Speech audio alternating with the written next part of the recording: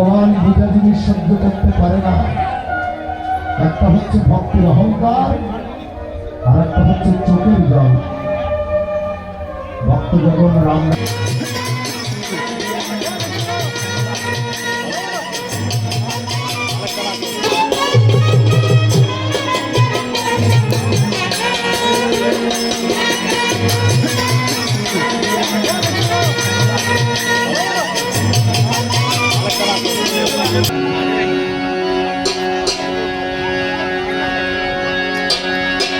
অন্তর্গত ফদুয়া ঢালকাটা গ্রামে প্রতিটি বছরের ন্যায় এবছর মা জগদ্ধাত্রী পূজা উদযাপন হতে যাচ্ছে। আলোচনার বিষয় হচ্ছে যিনি কৃষ্ণ ভগবানের স্বয়ং জগৎ পিতা। হ্যালো, একদিকে থাকবে ভগবান শ্রীকৃষ্ণ আর অন্যদিকে থাকবে জগৎ মাতা জগৎ জননী মা দুর্গা। দুর্গা বনাম কৃষ্ণ নিয়ে আজকের আলোচনা হবে। জগদ্ধাত্রী পূজার কমিটি মণ্ডল মেঘনাথ দাদাকে অনুরোধ করা হচ্ছে আপনি এখানে চলে আসুন। আন্তরিকভাবে অকৃত্রিম ভালোবাসা এবং ধন্যবাদ জ্ঞাপন করছি।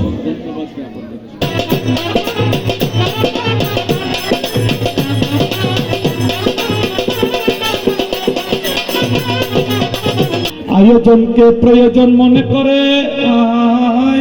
আয়োজনকে প্রয়োজন মনে করে আমাদের দুজন অতিথি শিল্পীকে করিল নিমন্ত্রণ। অপর পক্ষে যিনি আছেন তিনি আর কেহ নয়, সুদূর চট্টলার চট্টগ্রাম হইতে দেশ হইতে দেশান্তরে, টেকনাফ থেকে তেতুলিয়া, রূপসা থেকে পাতুরিয়া, বাংলা এবং ভারতের ওপারে কবি গান করিতে করিতে হয়েছেন প্রবীণ। তাহার তুলনায় আমি হতবাগা বিকাশ দত্ত একেবারে নবীন।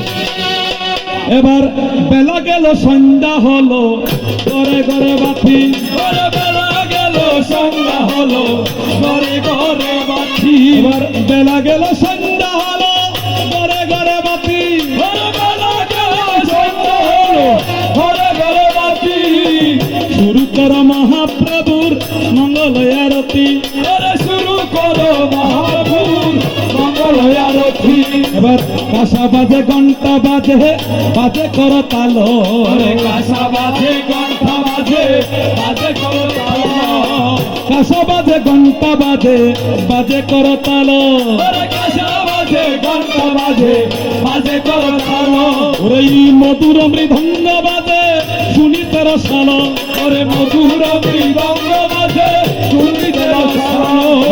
যে দেশে তো মায়ের মুখে ফুলের ধ্বনি নাই, মায়ের মুখে হলুর ধ্বনি নাই, সেখানে রাধা গোবিন্দ থাকে নালে ছাই, সেখানে রাধা গোবিন্দ থাকে নালে ছাই। এবার তার মুখে না কৃষ্ণ কথা তারে নামা তাইও, যার মুখে না কৃষ্ণ কথা তারে নামা তাইও। যে দেশে না কৃষ্ণ কথা সে দেশে না যাইও, যেই দেশে না কৃষ্ণ কথা সেই দেশে না যাইও। এসো হে কে এসো খাইয়া রালে তাকিয়া তাও না মোরে বেকারে, ওরে এসো হে এসো খাইয়া রালে তাও না দেখা মোরে। কৃষ্ণকে পেতে গেলে শক্তির সাধনা না হইলে কেমন করে পরম পিতাকে লাভ করিবে বিশ্ববসু। আপনারা যেভাবে বসেছেন আজকের রজনীর জন্য এটা একটা বৃন্দাবন। বৃন্দাবন ভুলো কেউ থাকি না, আমি কৈলাসও থাকি না, ব্রহ্মলোক থাকি না, আমি মন্দিরও থাকি না, আমি আবার সাধুগণের অন্তরে থাকি না। আমি কোথায় থাকি? যেখানে হবে আমার নাম সংকীর্তন, যেখানে হবে আমি দুর্গার পক্ষে গিয়ে আমি কৃষ্ণ কালাসানকে কিছু কথা জিজ্ঞেস করতে হবে। তোমার কংসের কারাগারে জন্ম হয়, আজকে কিছুটা একটু ব্যতিক্রম প্রশ্ন করবো বাবা। প্রশ্ন করতাম না কারাগারে কারাগারে তোমার আগে তোমার আরো 6টা ভাই জন্ম হয়। কয়টা ভাই? 6টি। তোমার এক নাম অষ্টম বসু, তোমার এক নাম অষ্টম বসু। 7 নম্বরে তোমার একটা ভাই আছে, বর্তমান তিনি জীবিত। যখন তোমার মায়ের গর্ভে 7ম নম্বরে আসে, আমি মহামায়া কি করিলাম, এটাকে ক্রস কানেকশন করে দিলাম। কর্ষণের দাগ। এটাকে কর্ষণের দ্বারা, তাই তার নাম রাখিল কি? হলকর্ষণ। বাবা, আচ্ছা মা হলকর্ষণ হার নাম। যারা নাম বলরাম, দেখো না বাবিয়া,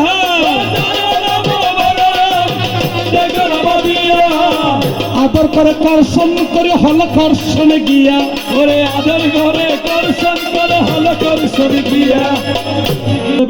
রাজা রে, আমার স্ত্রীকে তুমি কিন্তু মারিও না। তাই আমি স্ত্রীর মাথা ছুঁয়া কথা দিলাম, আমার স্ত্রী গর্ভে যত সন্তান আসিবে আমি তোমার হাতে তুলে দেব, তুমি ভাতের মধ্যে বধ করিবে।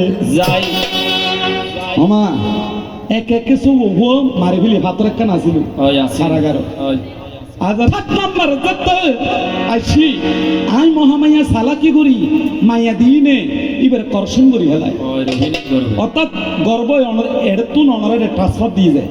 তুই এই সন্তান বা হার ঘরের জন্মই রোহিণীর ঘরে।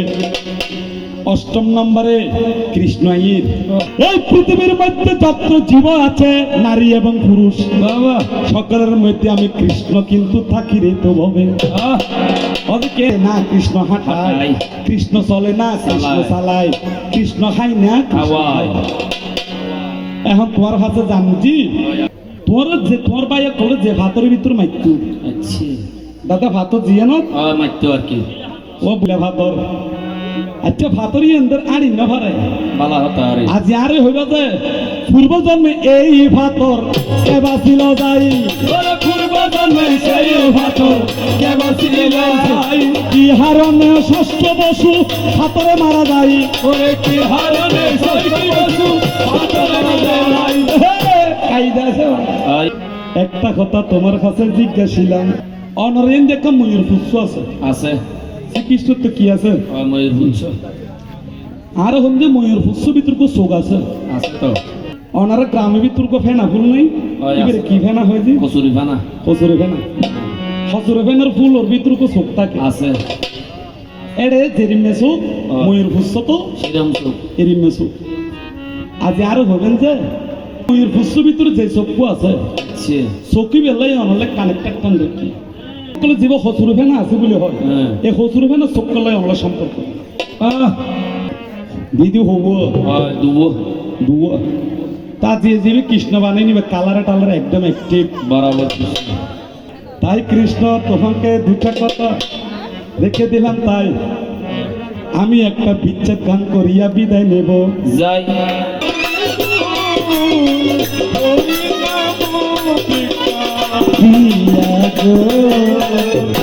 হৃদয় তোমার রাখি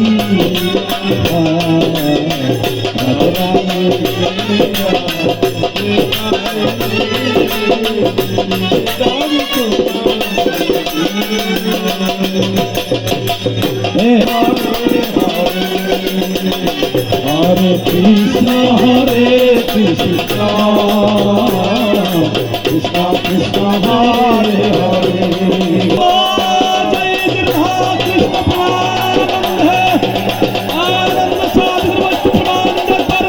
হরি হরি বল। হরিম তৎসৎ হরি ওম তৎসৎ। মহাজগদ্ধাত্রী প্রমানন্দৈ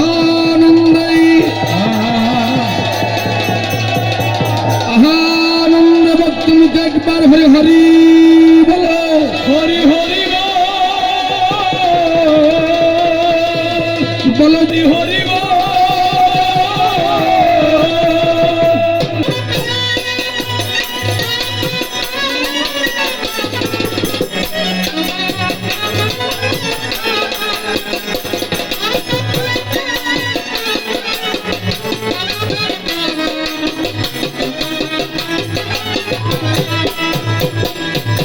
হিন্দু মুসলিম বৌদ্ধ খ্রিস্টান জাতি ধর্ম বর্ণ নির্বিশেষে সকলের যুগলাচরণে কমলাপরদে ভক্তি বিনম্র চিত্তে এই নরাদম মেঘনাথের সূচিমাকা প্রণামটুকু গ্রহণ করুন। সমস্ত জীবের কল্যাণে লাগি আমার মা জগৎ জননীর কাছে একেবার খুঁজিব আসির মা। আজি রাঙ্গুনিয়া থানার অন্তর্গত পদুয়া গ্রামে, পদুয়া ডালকাটা গ্রামে আমার মা জগৎ জননী জগদ্ধাত্রী মন্দির প্রাঙ্গণে কবিয়াল মেঘনাথ সরকার আমার নাম। আর এতক্ষণ ধরে আপনারা যার সুললিত কণ্ঠে কীর্তন শ্রবণ করেছেন তিনিও হয়েছেন আমাদের চট্টগ্রামের অহংকার, আপনাদের পার্শ্ববর্তী থানার আউজান থানার অলংকার। যাকে চিঠিবিতে দেখা যায়, যাকে বিটিভিতে দেখা যায়, যার কথা রেডিওতে শোনা যায়, যিনি চট্টলার তর্কবাগীশ, যিনি চট্টলার তর্করত্ন কবিয়াল বাবু বিকাশ দত্ত মহাদয়, তিনি গেলেন মা দুর্গার ভূমিকায়, আর আমি নরাদমকে দিলেন ভগবান শ্রীকৃষ্ণের ভূমিকায়। তো যাবার বেলায় আদর করিয়া সোহাগ করিয়া ভালোবাসিয়া আপনাদেরকে সাক্ষী করিয়া ভগবান কৃষ্ণের কাছে দুটি কথা নিবেদন রেখে যায়। রাখলেন বড় চমৎকার, বলে ভগবান ভাদ্র মাসে রোহিণী নক্ষত্রে শ্রীকৃষ্ণ জন্ম অষ্টমী তিথিতে মীন লগ্নে কংসের কারাগারে পিতা বসুদেবের ঘরে মাতা দেবকীর জঠরে ভগবান জন্ম নিল যেই দিন। অরে আকাশটা কাঁপছিল কেন, আরে জমিনটা নাড়ছিল কেন, বরফটা গামছিল কেন সেই দিন। দুর্গা দেবী বলতে চায় ভগবান যেদিন তুমি কংসের কারাগারে জন্ম নিয়েছ, তুমি জন্ম নেওয়ার আগে আমি যোগমায়া গিয়ে সকল মথুরাবাসীকে নিদ্রাচ্ছন্ন করেছি। আবার যখন তোমার পিতা বসুদেব তোমাকে রক্ষা করার জন্য মাথাতে করিয়া বুকেতে জড়াইয়া, মাথাতে করিয়া বুকেতে জড়াইয়া নিয়ে গেল মন্দা লয়ে, নারদ ঋষিকে দেখিয়া নাকি কংস মামার সন্দেহ জাগিল। নারদ তুমি বিনা কারণে কোনো জায়গায় যাও না, আজকে কিসের কারণে মথুরা ভুবনে, কিসের কারণে মথুরা ভুবনে গমন করিলে ঋষি, গমন করিলে ঋষি। আমি একটা সংবাদ দেওয়ার জন্য এসেছি। বলো কি সংবাদ? তোমার বোন দেবকী, যেই দেবকীকে তুমি বসুদেবের কাছে বিবাহ দিলে আদর করিয়া, এই দেবকীর অষ্টম গর্ভে যদি কোনো সন্তান জন্ম ধরিবে, সেই সন্তান কিন্তু কংস রাজা তোমার মৃত্যুর কারণ হইয়া পৃথিবীতে রবে। একে একে 6টি সন্তান রুদ্রশিলার মধ্যে কংস মাগিয়া আমার 6টি ভাইকে আঘাত করিয়া তাদেরকে মৃত্যুবরণ করা। এই রুদ্রশিলা বা শিলা বা পাথর, এই পাথরের মধ্যে আঘাত করার কিবা প্রয়োজন ছিল? এই পাথর পূর্বজন্মে কিবা ছিল? কেন মথুরার দরজায় রইল? আমার আদ্যশক্তি মহামায়া দুর্গা দেবী জানিবারে একটা ময়ূরের পেখম দেখা যায়। ওই ময়ূরের পেখমের মধ্যে কেন চক্ষুর চিহ্ন রইল? আবার কসুরি ফেনার মধ্যে কেন চক্ষুর চিহ্ন রইল? আমার দুর্গা দেবী জানিবারে। এবার চলুন ধীরে ধীরে প্রশ্নের সমাধানের দিকে যায়। পৃথিবীর মধ্যে ব্রহ্মা ছিলেন সৃষ্টিকর্তা, বিষ্ণু ছিলেন পালনকর্তা, মহাদেব ছিলেন সংহারকর্তা। সৃষ্টিকর্তা পরম ব্রহ্মার কতগুলি মানুষ সন্তান ছিল, মানুষ পুত্র ছিল। অঙ্গিরা, পুলস্ত, কৃতু, পুলহ, মরিচি, বশিষ্ঠ, কশ্যপ। এই 7 জন সন্তানের মধ্যে মরিচি নামে একজন সন্তান ছিল। এই মরিচি ঘরে 6 জন সন্তান জন্ম নিয়েছিল। মরিচির অর্ধাঙ্গিনীর নাম ছিল শ্রদ্ধা দেবী। তাহলে এই শ্রদ্ধা দেবী অর্থাৎ পুত্রবধূ, ব্রহ্মার পুত্রবধূ, অর্থাৎ ভুয়ার বাবুর সামনে যদি শাশুড়ে বা শাশুড়ো যাই এরকম একটা অপকর্ম করে, একটা মন্দ কাজ করে, তখন হয়তো মুখে যদিও হইতে পারে, খাজা হামলে একটু কি করে মাঝে মধ্যে একটু গিনার চোখে দেখা যায়। এখানে একটা গোপন কথা আছে। গোপন কথা কেমন? পৃথিবীর মধ্যে সর্বপ্রথম আমার সৃষ্টিকর্তা পরম ব্রহ্মা যখন কামদেবকে করেছেন সৃজন, কামদেব সৃজন হইয়া ব্রহ্মার কাছে করে জিজ্ঞাসন, ভগবান কিসের কারণে এ মায়ার ভুবনে তুমি আমাকে একবার করেছ সৃজন? বলে কামদেব তুমি শোনো দিয়া মন, পুরুষের দেহের মধ্যে তুমি প্রবেশ হইয়া পুরুষকে তুমি করবে জ্বালা। যখন তাদের দেহের কামত্বভাব সঞ্চার হবে যায়, সংসার তখন সৃজন হবে। ওরে আমার কামদেব আমি তোমাকে শুধাই, প্রথমেতে ব্রহ্মার দেহে প্রবেশ করিল,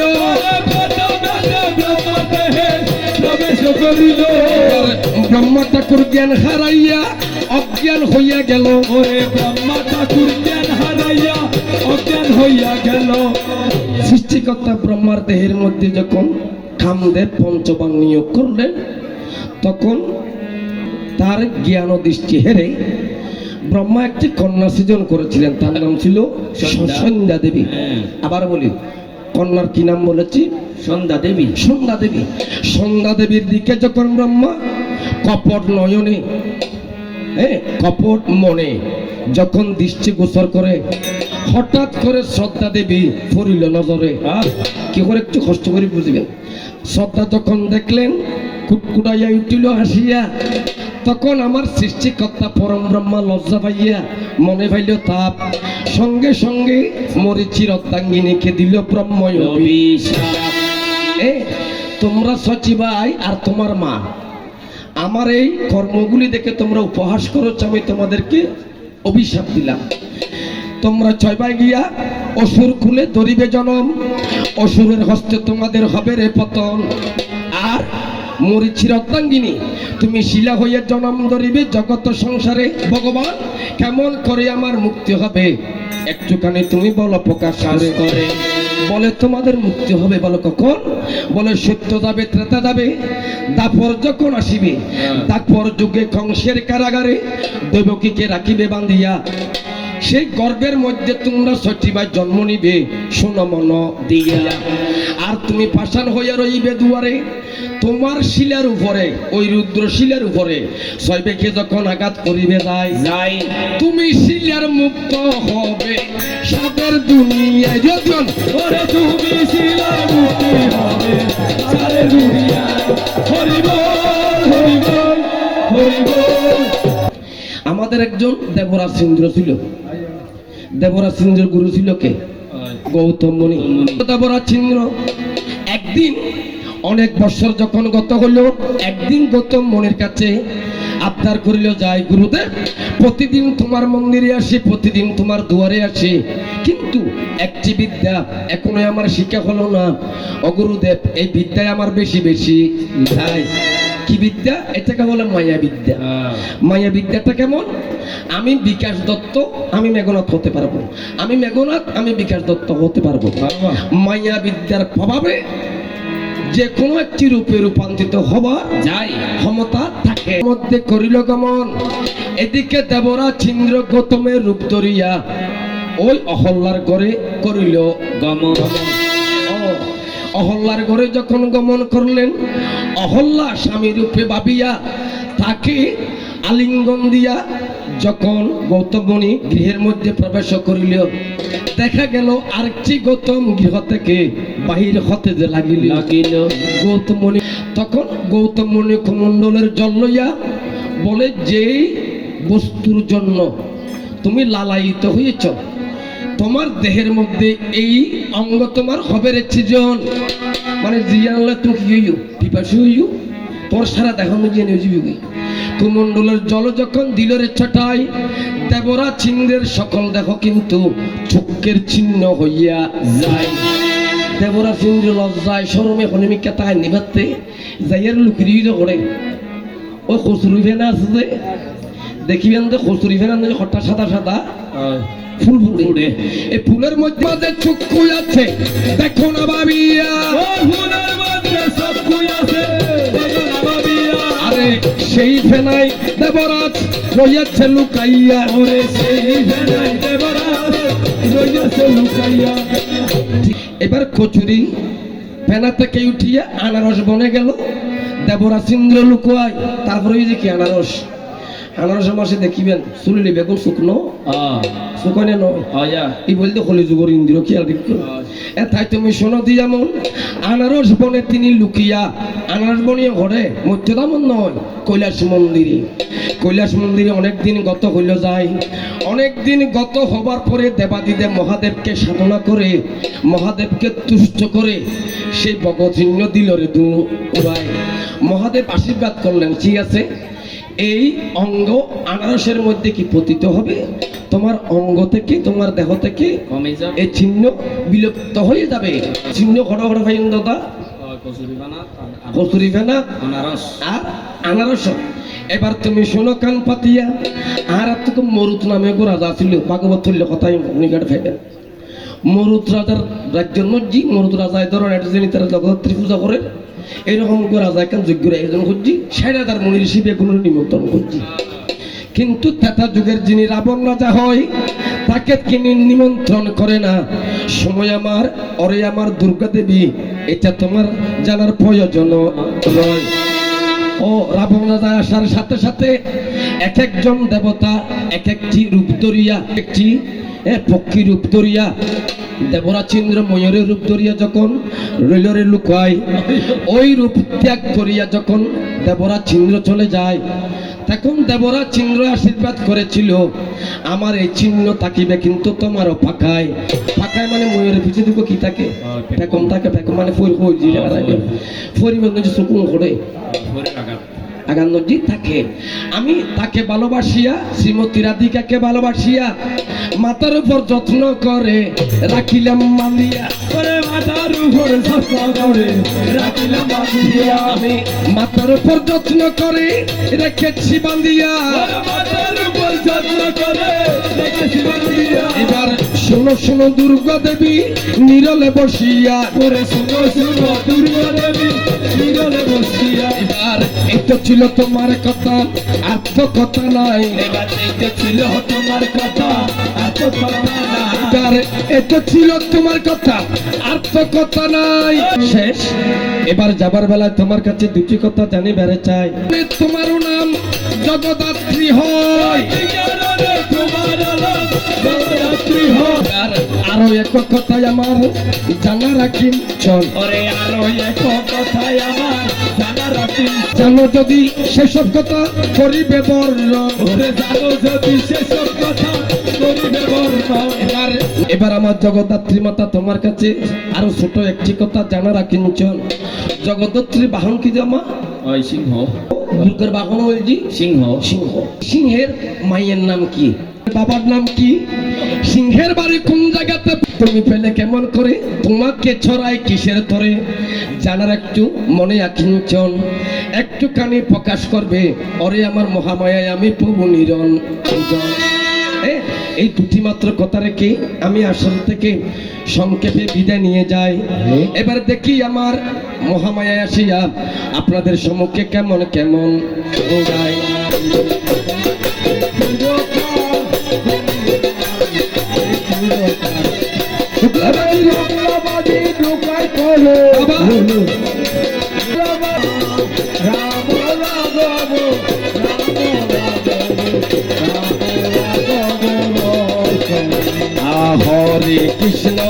হরে কৃষ্ণ কৃষ্ণ কৃষ্ণ হরে হরে, হরে রাম রাম রাম হরে হরে। বল জয় জয় রাধা গোবিন্দ প্রেমানন্দে আনন্দ ভক্ত মুখ একবার হরে হরি বলো।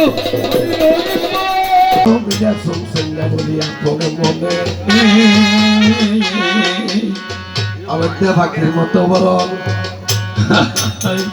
নাই দেখতে কত লজ্জা সরম,